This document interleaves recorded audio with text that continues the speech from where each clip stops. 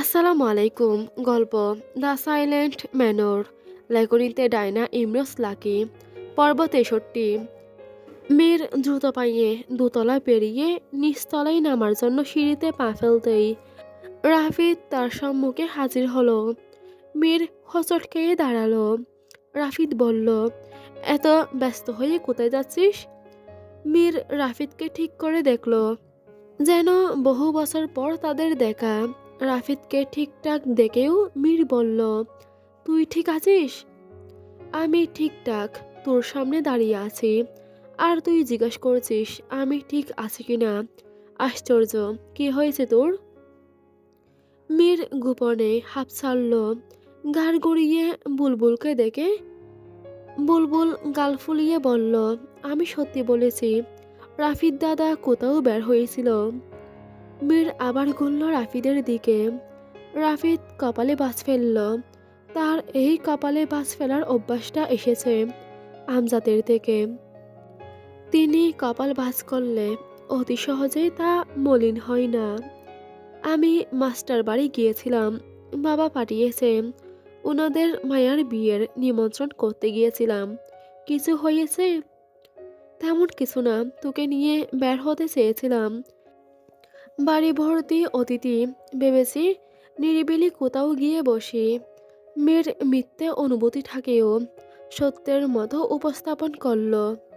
চল, রাফিদ পথ ছেড়ে বলল।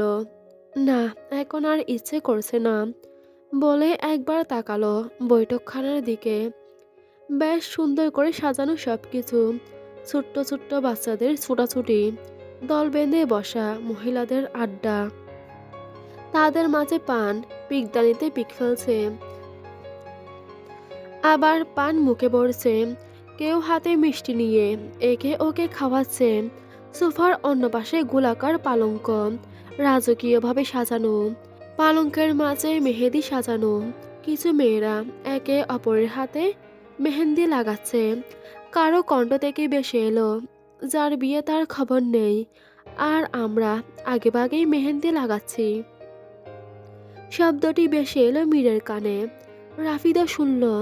সে বুলবুলকে উদ্দেশ্য করে বলল, মায়া এখনো নিচে আসেনি?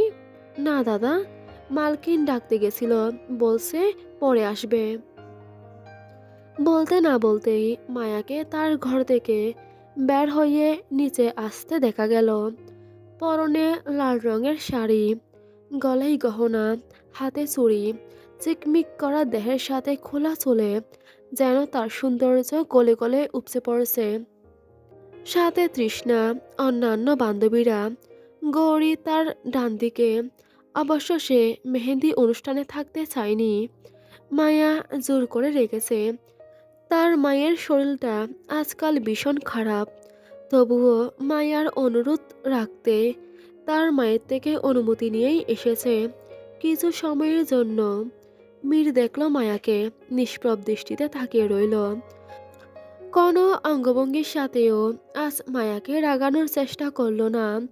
রাফিদও সে পথ ছেড়ে দেয়। মায়া তাদের সামনে থেকে যেতে একবার আর চোখে মীরকে দেখল। মীরও তাকিয়েছিল। দুজনের চোখ একই সাথে দৃষ্টি বিনিময় করল। আমজাদ চৌধুরী গ্রামের কিছু ব্যক্তিবর্গের সাথে দাঁড়িয়ে দাঁড়িয়ে কথা বলছিলেন হাসি মুখেই। হঠাৎ চোখ পড়ে মায়ার দিকে। তার কথা থেমে গেল, আটকে যায় শব্দ। দু চোখ ভরে শুধু মায়ার মলিন মুখখানি দেখে। গুটি গুটি পায়ে এই তো উঠোনে দৌড়াচ্ছিল সেই দিন। আদো আদো কথা বলে সারাদিন মাথা খেয়ে নিত। কোথাও আমজাদ রওনা হলে মায়া আগেভাগে তৈরি হয়ে সদর দরজার সামনে দাঁড়িয়ে থাকতো আর শর্ত দিত, আমাকে না নিয়ে গেলে তোমাকেও যেতে দিব না।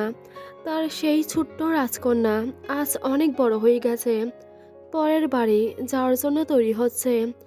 আলাদা একটা পরিচয় তৈরির যেন আয়োজন চলছে। আমজাদের চোখ দুটো বেয়ে অঝোর বৃষ্টির মতো জল গড়িয়ে পড়ল। তার চোখের জল দেখলেন থমাসন। তিনি আমজাদের কাঁধে সান্ত্বনা স্বরূপ হাত রেখে বললেন, তোমাকে আজকে সান্ত্বনা দেওয়ার মতো কোনো শব্দ নেই, কিছু বলার নেই। প্রতিটি মা বাবার জন্য এই দিনগুলো খুব কষ্টের হয়। বিশেষ করে বাবাদের কাছে শুনেছি বাবারা মেয়েদের একটু বেশি ভালোবাসেন। আমার মেয়ে সন্তান নেই, তবুও আমি উপলব্ধি করতে পারছি। তামাশন মৃদু হেসে থামেন, ফের বললেন, যদিও আমি আমার মীরকে অনেক ভালোবাসি, ওই যেন আমার মেয়ে এবং ছেলে। বলেই একবার ঘুরে তাকালো মীরের দিকে। শালুক অতিথিদের আপ্যায়নের কাজে ব্যস্ত ছিলেন। চোখ পড়ে মায়ার দিকে। আজ মায়া প্রথমবার লাল শাড়ি পরেছে। বউ বউ লাগছে, শুধু যেন ঘুমটার খামতি। হয়তো আগামী পরশু সেই বউ সাজে দেখার দিনটিও চলে আসবে। শালুক ফিরে তাকালো আমজাদের দিকে। তার অভিব্যক্তি দেখছেন, মনে হচ্ছে যেন তিনি ভেঙে পড়েছেন। একই সাথে জৈতুন দেখছেন মায়াকে। রাফিদ ঠোঁট বাঁকিয়ে হাসল মায়ার দিকে চেয়ে। তার হাসি যেন বলতে চাইছে, সেই ছোট্ট বোনটি আজ পরের ঘরে যাওয়ার জন্য তৈরি হচ্ছে। ও ভালো থাকুক। রাফিদ আড়ালে চোখ মুছে। দোতলার রেলিংয়ের পাশে দাঁড়িয়ে আছেন কাবির। তিনি চৌধুরী বাড়ির সকলকে পরপর তাকিয়ে দেখছেন। আহির ফিরে এসেছিল সন্ধ্যার দিকে। আজ বাড়ি ফিরে সে কারোর সাথে কথা অবধি বলেনি, খাওয়া দাওয়া করেনি। অরুণ খেয়েছিল, আহিরকে বারবার ডেকেছিল খেতে, যায়নি। মীর ও রাফিদের সাথে কথা বলেনি। রাফিদ তখন তার পিছু পিছু ঘর অবধি এসেছিল। আহিরকে চুপচাপ দেখে জিজ্ঞেস করেছিল, কি হয়েছে, কেস কত দূর? সমাধানের খুব কাছে, বলেই চেয়ারে দপ করে বসে এক গ্লাস জল খেয়েছিল। পুনরায় বলেছিল, আমাকে একা কিছুক্ষণ ছেড়ে দে। রাফিদ তখন আহিরের ব্যবহারে বিস্ময়ে তাকিয়েছিল শুধু। দ্বিতীয়বার কোনো প্রশ্ন না করে চলে যায়। সেই সময়ের পর আহির সবেই ঘর থেকে বের হয়েছে। পরনের শার্ট প্যান্ট পাল্টে পাঞ্জাবি পাজামা পরেছে। শীত ঠেকাতে একটা মোটা শাল জড়িয়েছে। সেও এসে রেলিংয়ের কাছে দাঁড়ায়। দুহাত আলতো ছোঁয়াতেই রেলিংয়ের আগে। পাশে এসে দাঁড়ালো অরুণ। আহিরের দৃষ্টি অনুসরণ করে ও তাকালো নিচে মেহেন্দির পালঙ্কে। সেখানে কিছু মেয়েরা। আহির ঠিক কাকে দেখছে? অরুণ তাকে কুঁষছে। আহির দেখছে গৌরীকে। গৌরী মায়ার সাথে হাসি মুখে কথা বলতে বলতে দুইজনেই উপরের দিকে তাকায়। গৌরী দেখলো আহিরকে, মায়া তাকায় মীরের দিকে। পরক্ষণে চোখ সরিয়ে ফেলল গৌরী। মায়ার বাহাটি তখন একজন ধরল মেহেন্দি লাগানোর জন্য। হাতের তালু থেকে নকশা শুরু করলো। কাঠির সাথে মেহেন্দি লাগিয়ে থেমে যায় মেয়েটি। মায়াকে জিজ্ঞেস করলো, আপনার হবু স্বামীর নাম কি? তার প্রথম অক্ষর থেকে একটা নকশা তৈরি করি। মায়া মীরের দিকে চেয়ে তাকাই বেখিয়ালিভাবে বলল, মীর। মেয়েটি মীরের প্রথম অক্ষর থেকে নকশা তৈরি করা শুরু করলো। পাশ থেকে মেয়েরা বলাবলি করেছে, মেহেন্দির রং যত গাঢ় হবে স্বামী কিন্তু ততই ভালোবাসবে। বলে বলেই ওরা হাসাহাসিতে মেতে উঠেছে। ওদের হাসির কারণ মায়া ব্যাখ্যা করতে পারছে না। ভাবে, কিভাবে এত আনন্দ ওদের মনে? যদি আজকের দিনে আমিও এভাবে হাসতে পারতাম। মনে মনে বলল আক্ষেপের সুরে। তার মুখে এতটুকু হাসি নেই, ইচ্ছে করেও ফুটাতে পারছে না। মীর সিঁড়ির সাথে গা এলিয়ে দাঁড়িয়ে আছে। মায়া গৌরীর সাথে কথার ফাঁকে ফের তাকালো মীরের দিকে। মীর হাতের ইশারায় মায়াকে বোঝালো, হাসো, হাসলে তোমাকে সুন্দর লাগে। মীরের ইশারায় মায়া হেসে ফেলল। ভাবতেই তার কষ্ট হচ্ছে। 2 দিন পর থেকে আর সে মীরকে দেখবে না, কথা হবে না। সেও হয়তো মোহিনীকে বিয়ে করে বিদেশ চলে যাবে। কষ্ট হচ্ছে। এরূপ ভাবনা মনে জাগ্রত হলেই যেন মায়া ভেঙে পড়ে। টুইটুম্বুর করে জল পড়ল মায়ার চোখ থেকে। অরুণ কিছুক্ষণ পর বুঝল আহির কাকে দেখছে। মিষ্টি রঙের 3 পিসের উপর কালো শাল পরনে মেয়েটির দিকে। গৌরী আজ মিষ্টি রঙের 3 পিস পরেছে। অরুণ আহিরের দিকে তাকিয়ে বলল, স্যার, ওই মিষ্টি মেয়েটাকে দেখছেন কেন? দেখছি না, ভাবছিলাম। কি ভাবছিলেন? আমার সাথে বলুন, আমিও ভাবি। সব ভাবনা সবার কাছে বলা যায় না। এক কাজ করো, মিষ্টি রঙের থ্রি পিস পরা মেয়েটিকে চুপিসারে বলবে আমি ছাদে ডাকছি, বলতে পারবে? এটা কোনো কাজ হলো স্যার? আমি এই যাব, এই আসব। আহির ছাদে চলে গেল। বুলবুল মেয়েদের কাছে গেল। গোলাকার হয়ে ওরা মেহেন্দি লাগাচ্ছে। গৌরী সাজানো পালঙ্কের একটু মাঝেই বসা। জোর গলায় ডাকলে সবাই শুনবে, কিন্তু চুপিসারে বলার কোনো পথ পাচ্ছে না অরুণ। অপেক্ষা করছে কখন গৌরী পাশে আসবে, শুধু ঘুরছে পালঙ্কের পাশে। এক পর্যায়ে গৌরী পাশে এলো। অরুণ তখন সবার নজর এড়িয়ে বলল, আপনাকে আমার স্যার ছাদে ডাকছেন, তাড়াতাড়ি আসুন। বলেই অরুণ সরে গেল। গৌরী একবার অরুণের দিকে, দ্বিতীয়বার মায়ের দিকে চেয়ে বলল, আমি আসছি। বলেই গৌরী শালটা ভালো করে পেঁচিয়ে চলে গেল ছাদে। আজ রূপালি চাঁদ উঠেছে। তারারা ঘর বেঁধেছে দলে দলে। ছাদে মৃদু বাতাস বইছে। আকাশের দিকে তাকালে দেখা যায় চাঁদের গা ঘেঁষে মেঘ উড়ে যাচ্ছে। ছাদে মশাল জ্বলছে, বাল্বের আলো কোনো কারণে নিবানো। সেই ক্ষুদ্রময় সোনালি আলোতে আহিরকে দেখা গেল চাঁদের পূর্ব পাশে দাঁড়িয়ে আছে, হাত দুটো পেছনে রেখে। আজ তাকে সাদা পাঞ্জাবিতে সুন্দর দেখাচ্ছে বলে গৌরী নিশ্চিত হলো। সুঠামদেহী সুশ্রী চেহারার আহির মির্জা। গত কদিন গ্রামে থেকে যেন তার গায়ের রংটা একটু কালচে হয়েছে। তাতে যেন তার সৌন্দর্য আরো বেড়ে গেল। চঞ্চলতা যেন আজ আর তাকে ছুঁয়নি। গুরুগম্ভীর মুখ নিয়ে কি আকর্ষণ নিয়ে দেখছে। গৌরী গিয়ে তার পাশে দাঁড়ালো। আহির তার উপস্থিতি টের পেয়ে বলল, চাঁদটা সুন্দর না? হুম। একটা প্রশ্ন, একটা উত্তর শেষে দুজনেই চুপচাপ। গৌরীর বাড়ি ফেরার তাড়া, তাই উসকুস করছে। আহির তার অস্থিরতা দেখে বলল, ছুটে পালাতে চাইছো কেন? মা বাড়িতে একা আছেন, আমাকে জলদি ফিরতে হবে। যদি এতই তাড়া ছিল, তবে আসলে কেন? আহিরের কণ্ঠ কিছুটা কঠিন, কিছুটা নরম, দুই দিকে মিলানো। গৌরী বিব্রতকর অবস্থায় পড়ল। মনে হচ্ছে যেন তাকে অপমান করা হচ্ছে। মায়া খুব করে বলেছিল, তাই এসেছি। জীবনে অন্যের নয়, নিজের সিদ্ধান্তকে প্রাধান্য দেওয়া হয়। আমি সর্বদা আমার সিদ্ধান্তকেই মূল্য দিই। আহির তার পায়ের স্থিরতা কাটালো, পায়চারি শুরু করলো গৌরীর চারপাশে। গৌরী চুপসে গেল অকারণে। সেই গলা নত করে বলল, এভাবে আমার চারপাশে ঘুরছেন কেন? কেউ চলে আসবে, যা বলার জন্য ডেকেছেন তা দ্রুত বলুন। আহির থেমে গেল।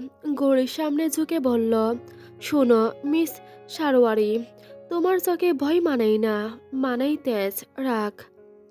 মিস সারোয়ারি শব্দটি গৌরীর চারপাশে প্রতিধ্বনিত হচ্ছে বারবার।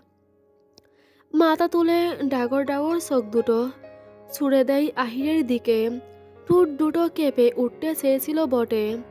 গৌরী থামিয়ে নিজেকে দমিয়ে নিল। আহির সোজা হয়ে দাঁড়ালো, ঠোঁট কুঁচকে হেসে বলল, অবাক হচ্ছ নিশ্চয়ই। তোমাদের পদবি কিভাবে জানতে পারলাম? আহির দীর্ঘ দম ছেড়ে আবার ছাদের পাশে গেল। তুমি আমার সাথে মিথ্যে কেন বলেছ? তুমি গৌরী নও, তুমি জেসিয়া সারোয়ারি। তাহলে কেন মিথ্যা পরিচয়ে ঘুরে বেড়াচ্ছ? গৌরী থমথমে পরিস্থিতিতে পড়ল যেন। চারপাশে কাঁটা ছড়িয়ে পড়েছে। যেদিকেই দৌড় দিবে সেই বিষাক্ত কাঁটা যেন তার পায়ে বিচ্ছে। তার শ্বাস প্রশ্বাস ওঠানামা করছে। আহির গৌরীর সামনে গেল, স্বাভাবিক ভঙ্গিতে বলল, শান্ত হও। তুমি আমার কাছে মিথ্যা বলেছ, আমি রাগ করিনি। আমি আহিরকে তোমার সাথে রাগ করার, অভিমান করার। গৌরী কোনো কথাই বলতে পারছে না। রেলিং গ্যাসে বসে পড়ল মেঝেতে। হাত পা এক করে নিজেকে যেন গুটিয়ে নিল। চোখ থেকে জল পড়তে শুরু করলো। আহির তার কান্নার পুরোপুরি কারণ বাক্কা এখন পর্যন্ত ধরতে পারল না। সেও বসে হাঁটু গেড়ে গৌরীর সামনে। চুপ করে কেন আছো? কিছু তো বলো, কাঁদছো কেন? তুমি তোমার আসল নাম কেন লুকিয়ে রেখেছ?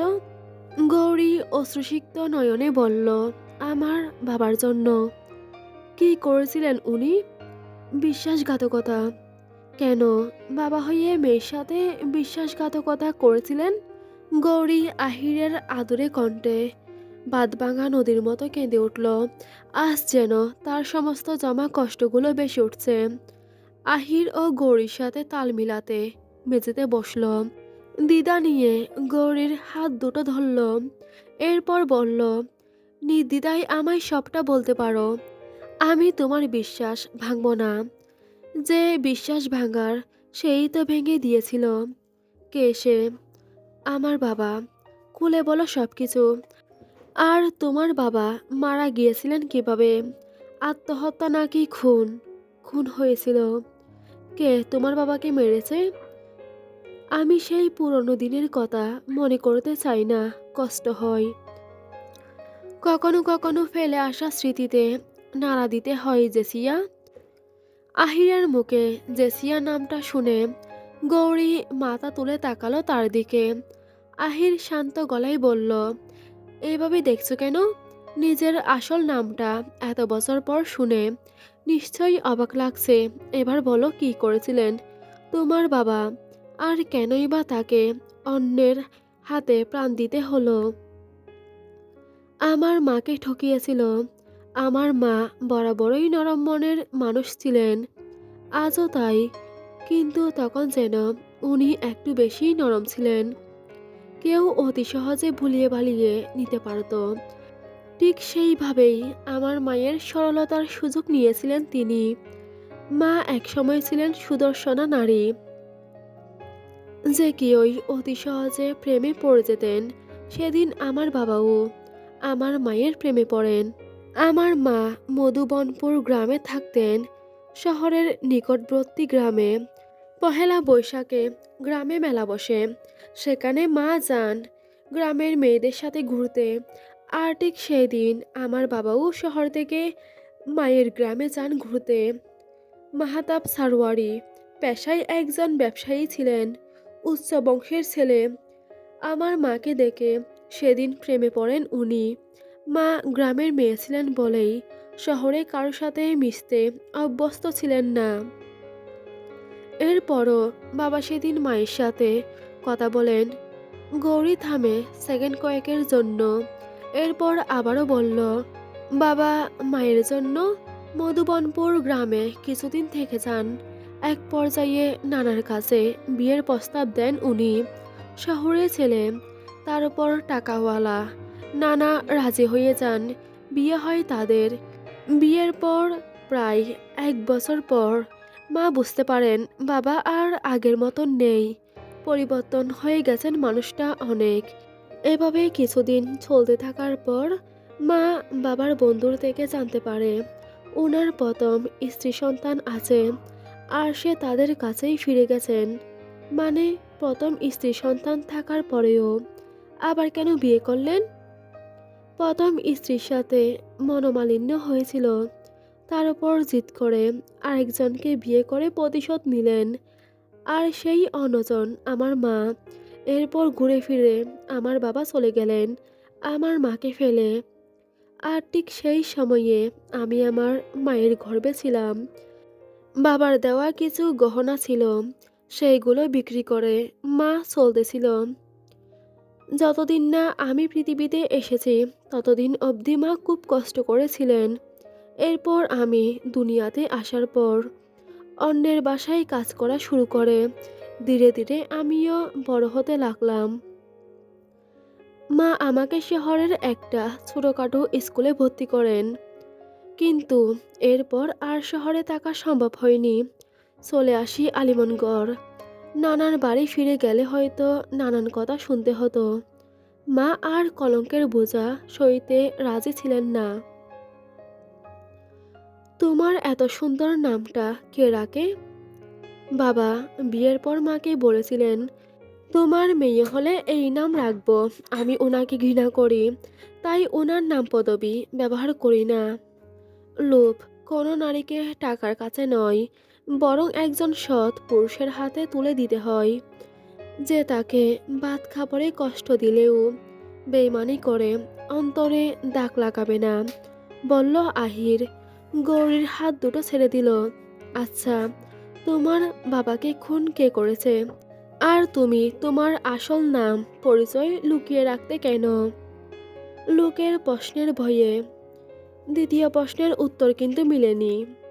আমার বাবার জন্য মা রোগে ভুগছেন, হয়তো তার জীবনের শেষ ঘন্টা বাসছে। আজকের এই করুণ দশার জন্য বাবা দায়ী। থেমে আবারও বলল, কথাই আছে না, অসৎ কর্মের ফল এবং কাউকে ঠকানোর ফল একদিন পেতেই হয়। তেমনি আমার বাবাও পেয়েছিলেন। ওনার প্রথম স্ত্রীও ওনাকে ছেড়ে চলে যান। এরপর তার সন্তানেরা জোর করে সমস্ত সম্পত্তি ওনার থেকে লিখিয়ে রাস্তার ফকির বানিয়ে দিয়েছিল। টাকার বেশ অহংকার ছিল, সময়ে সেটাও শেষ হয়ে যায়। সব কিছু হারিয়ে উনি ফিরে এসেছিলেন আমাদের কাছে। মায়ের কাছে ক্ষমা চেয়েছিলেন, কিন্তু মায়ের তীব্র ঘৃণা পারেনি তাকে ক্ষমা করতে। বাড়ির সামনে পড়ে থাকতেন, মা কথা বলতেন না, আমিও না। এভাবে একদিন মদ খেয়ে বাড়ি ফিরে মায়ের সাথে যা তা ব্যবহার করে, সেদিন আর আমি সহ্য করতে পারিনি। ওনার মাথায় ইট দিয়ে আঘাত করেছিলাম, উনি তখনই মারা যান। আমিও বুঝে উঠতে পারিনি সে মারা যাবেন। পাড়ার লোকদের কাছে মিথ্যে বলেছিলাম আমার বাবা কাছ থেকে ফিরেছেন। এরপর কিছু লোক এসে এক রাতে বাবাকে নিয়ে গিয়ে মেরে ফেলেন। আহির কিছুক্ষণ থম মেরে বসে থাকলো। দমকা হাওয়াতে তার স্তব্ধতা ভেঙে যায়। ক্লান্ত কণ্ঠে বলল, দুনিয়াতে সব থেকে অসহায় ব্যক্তি কে জানো?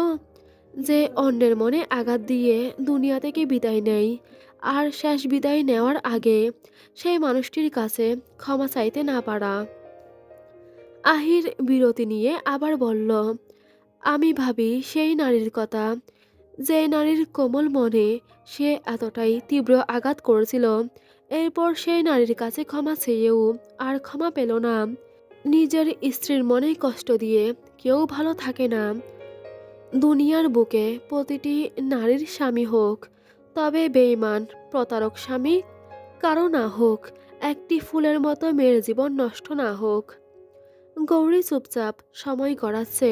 আহির বলল, একজনের উপর জিদ ধরে অন্যের জীবন নষ্ট করা মানুষগুলো কখনো ভালো থাকে না। কিছু সুখ ক্ষণিকের হলেও চিরস্থায়ী হয় না, যদি সেই সুখটা অন্যায়ের হয়।